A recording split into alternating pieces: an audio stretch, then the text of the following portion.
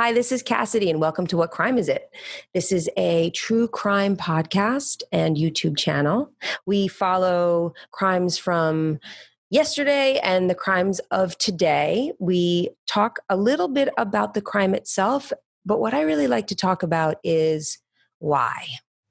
What could have possibly made somebody do what they did? And not that there's ever any reason to be violent or excuse for murder, obviously. I do think that oftentimes there are clues in someone's past that can maybe give us some answers, and maybe it can enlighten us a little bit to catching behaviors before something bad happens. Obviously, if you like this podcast, please subscribe. Please leave your comments below. And today we will be talking about Aileen Wuornos.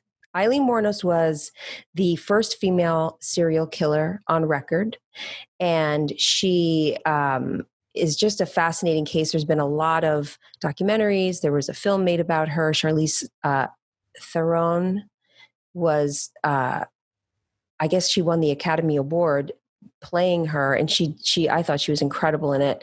The movie was called Monster. And we've seen a lot, I think, about when Aileen was in prison, her crimes, and you'll see, and I'll talk a little bit about her in this podcast and about the people in her life. They really kind of depicted her as a monster. They called the movie that. My question is, how do you become a monster?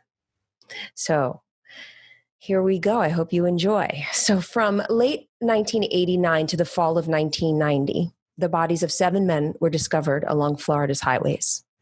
So at first, police hadn't connected the murders because they were discovered in different jurisdictions. But when 2 women were seen leaving the scene of an accident after having swerved and crashed off the road, they were in the stolen car of a man named Peter Abraham Siems. I believe it's Siems, Siems. Sounds about right. A man who had been reported missing. They began piecing it together. There had been crimes up and down the highway off of different exits, but they started to tie these crimes together. At that time, an eyewitness, multiple eyewitnesses, in fact, they helped police sketch a composite of the 2 women. They were seen fleeing the crash. They put posters all over the place saying that these women were wanted in connection with the murders. They dubbed these women the Angels of Death. Always have to have a nickname. I don't know why that is. And I'm always curious who comes up with these names, but Angels of Death. So police believe that the pair was working in tandem, that they were luring men with a damsel in distress act. They were likely appearing stranded or in need of help along Florida's I-75. And once a man stopped to help them, they would rob and kill the men, and in one case at least, steal their car. So it wasn't long before an area prostitute was tracked down at the Last Resort biker bar in Volusia County. She was taken into custody. Her name was Aileen Wuornos. Her friends called her Lee, and she confessed to all of the murders. Her accomplice and lover, Tyria Moore, known as Ty, had fled to Pennsylvania, where detectives subsequently took her into custody. Aileen claimed that all of the men had solicited her for sex, and upon becoming violent, she was forced to defend herself. She would later recant that version of events, not that the men were her customers, but that she had killed them in self-defense. And because of the killing spree, as we said earlier, Aileen Wuornos was considered the first female serial killer in a non-caregiving capacity. So meaning there have been female nurses and home care workers who have murdered patients. I'm not sure why there needs to be this kind of distinction, but this is how they distinguished her. So in the end, she would waive her appeals and really fight to be executed, to leave what had always been a hostile and savage world from really the moment she entered.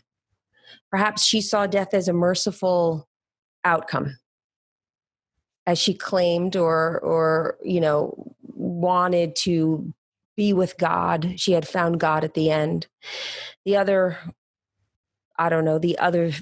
thing to consider is that maybe this was the final act of a truly self-loathing person, and this was her way of just ending her life and ending the hatred that really she had for herself by then.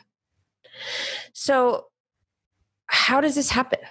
8 murdered men.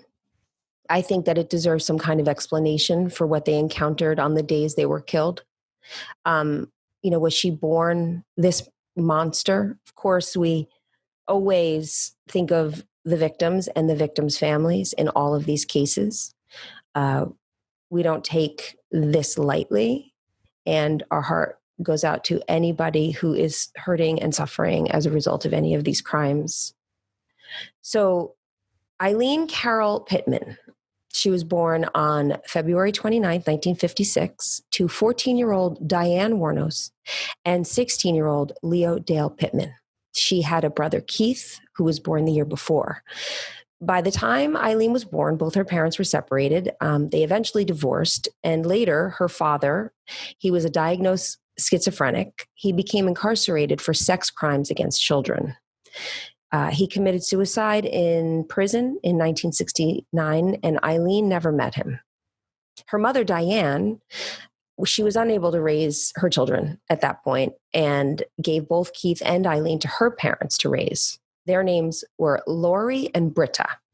They were both known to be really severe alcoholics and, older at this point, probably not so prepared to have younger children.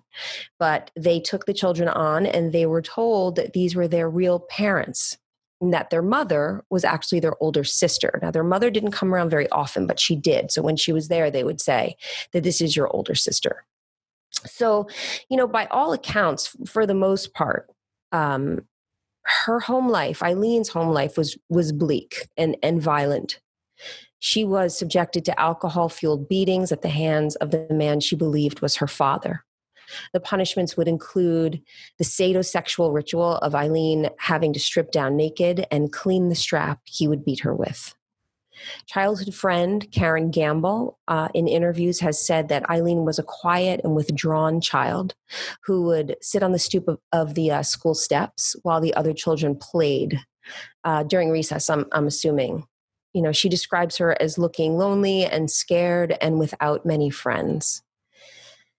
Aileen was close to her grandmother, but her alcoholism ravaged her body and mind, leaving her powerless to protect or defend Aileen against their grandfather. She obviously was in a very bad way, although I don't think she was a cruel woman. I just think she was a very sick woman. There has been a lot of reporting about the fact that Aileen and her brother Keith had been engaging in a sexual relationship. Apparently, it was common knowledge amongst the local children. And by the time Aileen was 11, she was sneaking out of the house through her bedroom window, apparently, and throughout her early adolescence had begun trading sex for loose change and cigarettes with the neighborhood boys. It's an interesting thing when an 11-year-old girl is highly sexualized, right? So the accusations that there was possibly a sexual relationship between herself and her brother, I think that this sort of solidifies that for me in my mind, because an 11-year-old girl typically wouldn't be sexualized, right, at that age. So any kind of promiscuity at that age, any kind of knowledge about sex at that age, you would think would be abnormal and would likely be coming from, an inappropriate exposure to that in some way. So she's having sex with the boys in the neighborhood. She's becoming well known for that. This behavior earned her the nickname from the neighborhood kids, Sick Pig. Kids would meet at a place in the woods called the Pits, where they would build bonfires and drink alcohol and listen to music. Aileen would strip down naked at the parties in the Pits and became known for her willingness to perform sexual acts. This was through her adolescence. So now it's 12, 13, 14.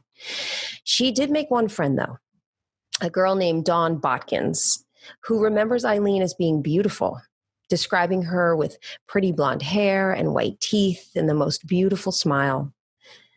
And Dawn said that she felt sorry for Aileen, calling her grandfather a really mean man, and that Aileen had begun running away and sleeping in the woods, actually, to escape his wrath, probably down at the Pits, down at the end of her street is sort of how they put it. So Dawn always defended her friend. She's defended her to this day. And anything that you ever see Dawn being interviewed, she always talks about Aileen being her friend. She said that she would stand up for her when the other teens would call her names or pick fights.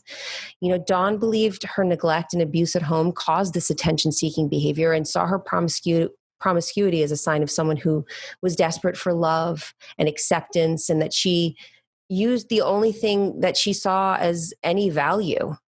The only thing that she possessed that was worth anything in her mind was her sexuality. She knew that if she could use her sexuality, she could gain things, money, cigarettes, attention.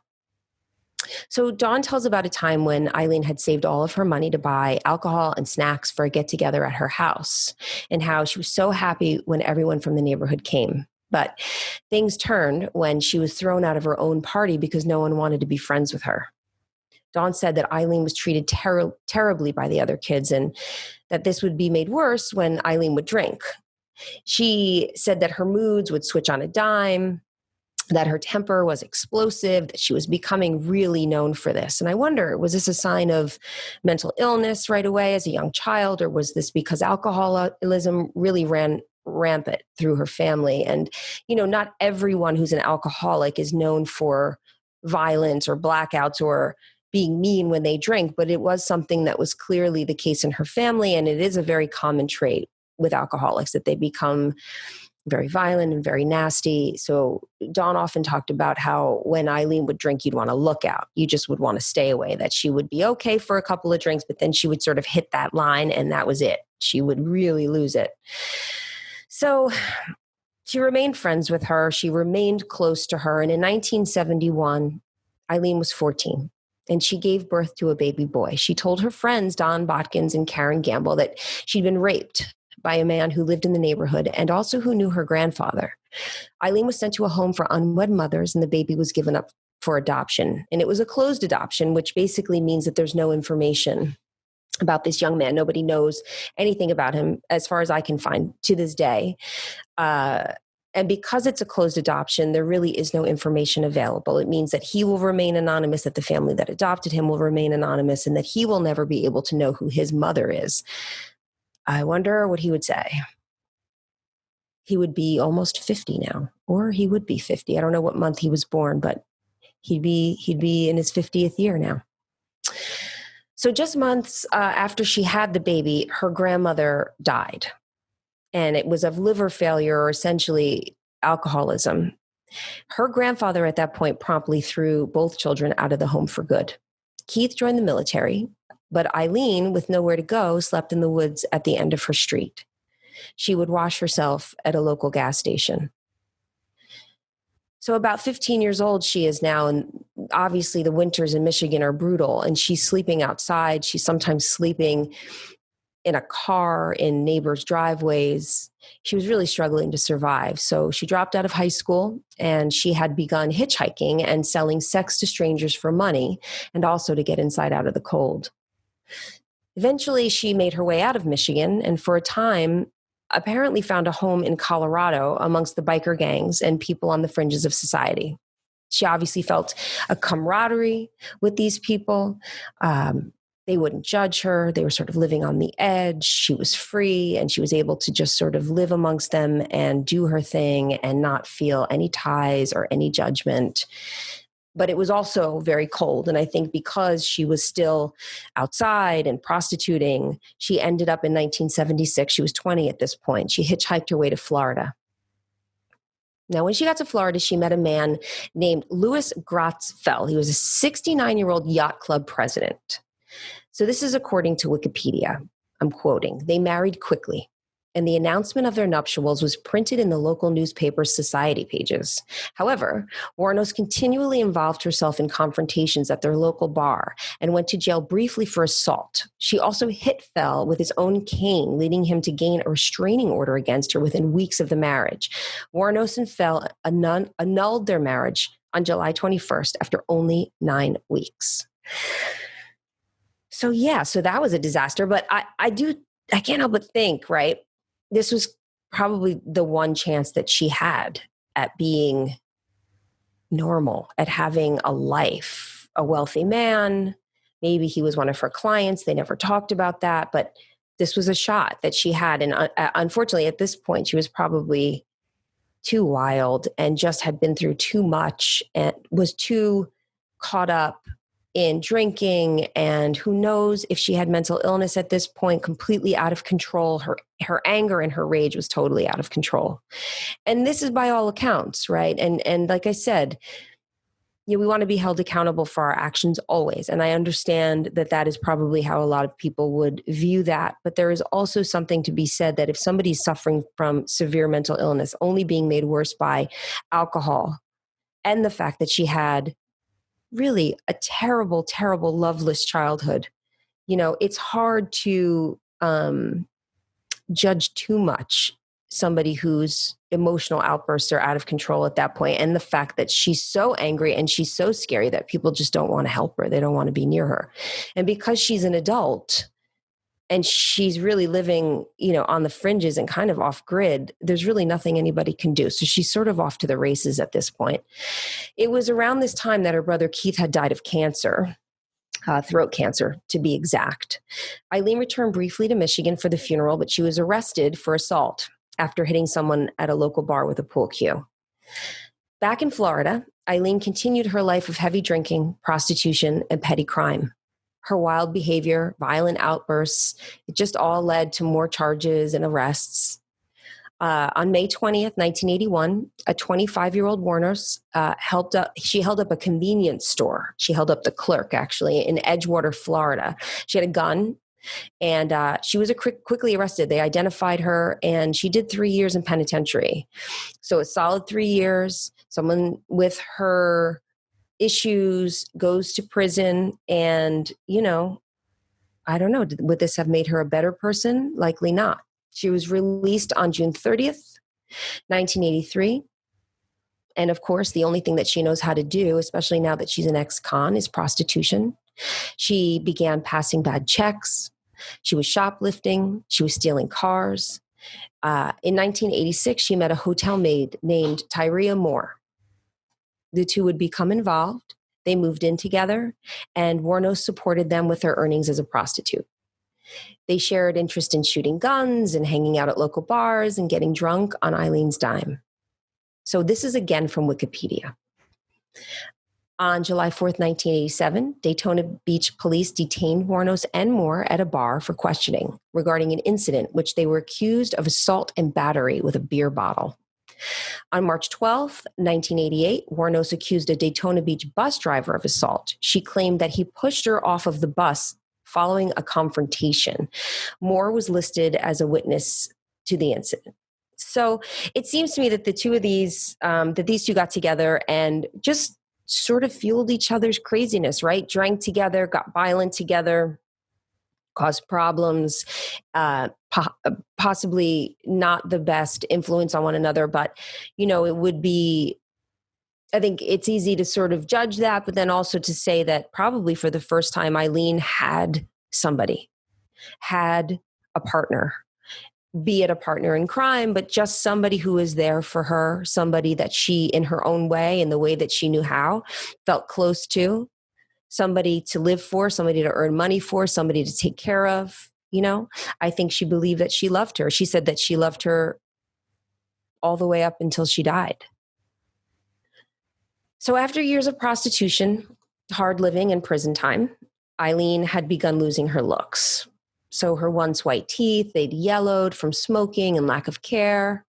Her skin was aged, her body was tired, and it was getting harder for her to earn money as a hooker.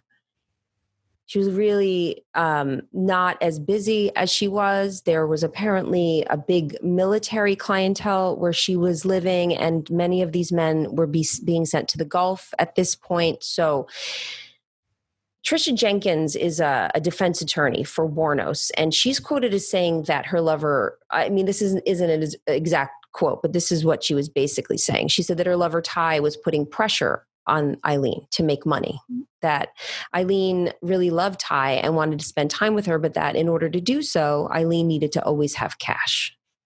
Ty did have her own job, but apparently she was she was sort of hard on Aileen. about making sure that she had money and more money and that they could always live comfortably, that they could keep drinking, that they could keep paying the rent, whatever it was. But the only way that Aileen knew how to make money was being a prostitute. So on November 30th, 1989, an electronics store owner named Richard Mallory, a convicted rapist, would be Aileen's first victim. So what am I trying to say? Oh, because she needed to make more money, she needed to go kill people? No, that is not what I'm saying. That's not what I think. But I do think that there was pressure. I think that she was mentally ill. I think that she was probably desperate to hang on to the only person that she'd ever been close to, really, in her life, the only consistent person in her life. And I think that she wasn't making money as a prostitute anymore. I think she probably was very angry. I think she probably hated men. Maybe she had reason to hate men. She claimed that her victims all were abusive to her in some way. She later recanted that. Like I said, this man was a convicted rapist. He was the only one, from what I understand. And I'm in no way saying, well, because he was a convicted rapist, he obviously raped her. That's not what I'm saying. The other men, their families, a lot of them have come forward to say that there was no way that they were soliciting a prostitute. I don't know if they all were or they all weren't, but from this point, she had an agenda. She had a .22 caliber rifle. She was going to bring the men into her car, or that she was going to get into their car, rather, either way. She was going to take them to a remote location, which is where these men were always found. Most of them were found not dressed. And it was easy to do this to them, right? Because they're pulling off of the side of the road. They're going into a place where no one can see or hear them.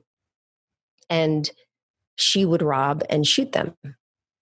The rest of the victims were Richard Charles Mallory, aged 51, David Andrew Spears, aged 47, Charles Edmund Carskadden, aged 40, Peter Abram Seams, which is the man whose car she stole, Troy Eugene Burris, age 50, Charles Richard Humphreys, aged 56, Walter Gino Antonio, aged 62, and I believe that's all of them. All of the bodies were found except for the man whose car they had stolen, which is Peter Seams. They were not ever able to retrieve his body, but because they were found in his car, they do believe that he was one of her victims. They don't know where he is. So upon their arrests, they went and got Ty in Pennsylvania, and she ultimately cut a deal. She agreed to wear a wire and get a confession from Aileen, and also to testify against her at trial in exchange for total immunity. So it ensured that Aileen would receive the death penalty for her crimes. During her trial, another brother actually emerged. He agreed to testify as well, Barry Wuornos. I think Barry Wuornos may have been her mother's brother. And because she was raised to believe that her grandparents were her parents, although she did find out that they were not her real parents, she found out probably in her adolescence, probably about 14 or 15, is when she realized it. I think Barry may have actually been her uncle. Barry Wuornos testified, and he said that Aileen was not abused by their father, that it was a pretty straight-laced household, and yes, the children were spanked. But Barry testified that Aileen used to tell her grandfather, "Don't lay a hand on me. You're not even my real father." He did add that he had joined the military, however, when she was 9, and that he did not know what took place in the home after that. When asked why Aileen's biological mother, who now lives in Texas, abandoned her, he said, quote, "It wasn't discussed much in our family. It was a sore spot." And then asked also why he didn't try to contact Aileen Wuornos after her arrest, he said, quote, "There was no reason for me to talk to her." So immediately after Wuornos' first death sentence, she fired her public defender and hired this stoner lawyer named Steve Glazier. So there are 2 documentaries by a man named Nick Broomfield. He's a documentarian from England. One is called The Selling of a Serial Killer, and one is called The Life and Death of a Serial Killer. Aileen Wuornos Life and Death, Aileen Wuornos, The Selling of. I've seen them both. They're fascinating. But you get to really see this guy, Glazier. He's a hippie. He's pot smoking. He listens to his own music. He's singing. There's a scene where in the car and they're listening to music that he produced himself of him singing Pink Floyd covers. He kind of seems like the whole thing's, I wouldn't say a joke, but the fact that he's on camera, he's very impressed with the fact that he's going to be in a movie and he's performing for the camera. He apparently had television ads, and that was how she found him. He also, Nick Broomfield also was interviewing a woman named Aileen Wuornos. And Aileen Wuornos was somebody who had been writing. She'd been corresponding with Aileen in jail. She's a middle-aged, born-again Christian, and she preached the gospel. She preached the Bible to Aileen. She was a friend to her. She tried to introduce her to Jesus. And then she convinced Aileen to allow her to adopt her, to become her legal guardian. She said, I read Eileen's eyes, and she said there's no way that she could have done the things that she was accused of. So during this time, the two of them demanded $25,000 from Broomfield in order to get an interview with Aileen Wuornos. Now, Eileen's on death row at the time, so she's got no use for the money. So Broomfield says this, she's on death row. What is she going to do with the money? So they say, Prawley and Glazier say that Wuornos wants them to have the money in exchange for their troubles.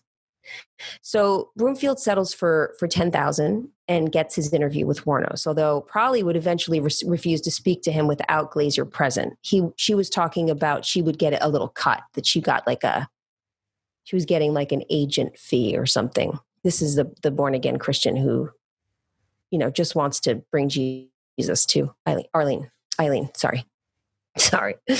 I just find all of it really shocking. You have to watch the documentaries. They're pretty amazing. It's pretty amazing stuff. And it's sad, really. She's being taken advantage of. Glazier changed Eileen's plea. He did it during her second trial. He changed her plea from not guilty to guilty. And he also accepted the additional death sentences on her behalf.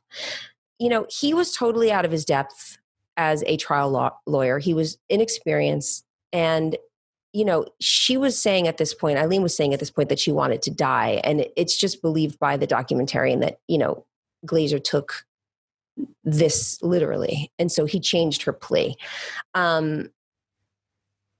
It's just difficult because it does seem like at this point, Aileen is signing all of her rights away to this woman. Prawley and Glazier are in cahoots, and now he's trying to sort of get her gone. Her claims of self-defense, they started to change. She was saying that at this point, Aileen, especially in her interviews with Nick Broomfield, she's ready to die. She wants to go be with Jesus, that it was a lie. The claims of self-defense, I think, obviously, there's no way that all 8 men tried to rape her, but to say that none of them did, or that there was never a reason for her to feel like she needed to defend herself. She wanted to waive all of her appeals, and she wanted to be executed as quickly as possible. And in the justice system, it's considered a willing execution, I believe is what they call it. So one of the detectives working on the case tried to look into why Ty was actually never charged with a crime, despite being present for at least some of the murders and being an accessory. There was serious speculation that she made an agreement with some of the police officers that were investigating, that she would cut them in on any movie or TV deals that she may have made. Because she had total immunity, she was able to make money on the crimes, don't forget.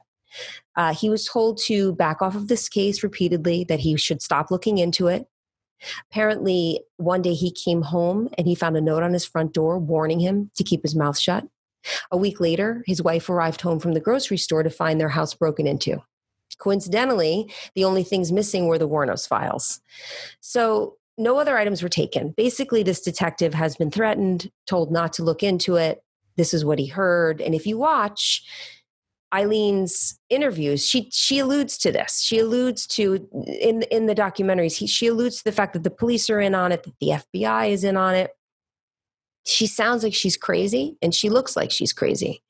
But there are some things there's some evidence to some truth with some of these stories. So at this point, everyone in Wuornos' life had betrayed her.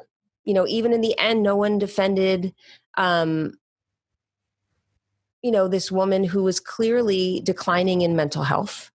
The interviews before her death reveal a clearly paranoid and mentally unstable person, and they're hard to watch. She talks about being spied on through listening devices in her cell and the FBI conspiracy against her. It really begs the question about the illegality of executing a mentally ill individual. Her father suffered from schizophrenia, and we know that these types of mental illnesses are hereditary. But despite this, Wuornos' execution took place on October 9th, 2002. She died at 9:47 a.m. Eastern Time, and she declined her last meal and opted for a cup of coffee instead. Her last words were, "Yes, I would just like to say, I'm sailing with the rock, and I'll be back, like Independence Day with Jesus. June 6th, like the movie, big mothership and all, I'll be back. I'll be back." She was the 10th woman in the United States and the second in Florida to be executed since the 1976 United States Supreme Court decision restoring capital punishment. After her death, her friend Dawn Botkins retrieved Eileen's ashes and sprinkled them under a tree near her home. Here, Dawn said, it's peaceful. She can get sunlight, and no one can bother her or hurt her anymore. That's it for today. Again, thank you as always for joining me. If you liked what you heard, please hit subscribe. Please leave your comments below. Looking forward to seeing you all again. Once again, I'm Cassidy, and this is What Crime Is It? Hope to see you again soon. Bye.